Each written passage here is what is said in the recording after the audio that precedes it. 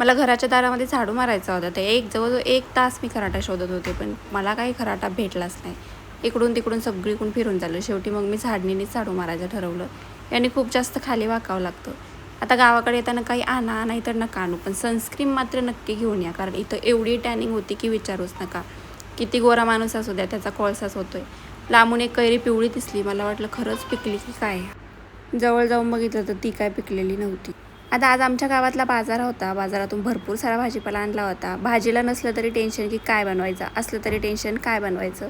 मग ठरवलं की चला आज पण वांगेच बनवूया. आता खरं तर कालही वांगे खाल्ले आणि आजही वांगेच खायचे, पण कालचे थोडे सुकलेले होते आणि आजचे ताजे ताजे होते.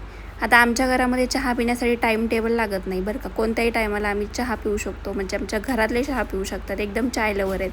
8 वाजले होते आणि स्वयंपाक करत होत्या सासूबाई आणि त्यांना चहा प्यायचा होता. मग काय मी वाटणाची तयारी केली. मस्तपैकी वाटण भाजलं आणि झाला आजचा व्हिडिओ. कसा वाटला कमेंट करून नक्की.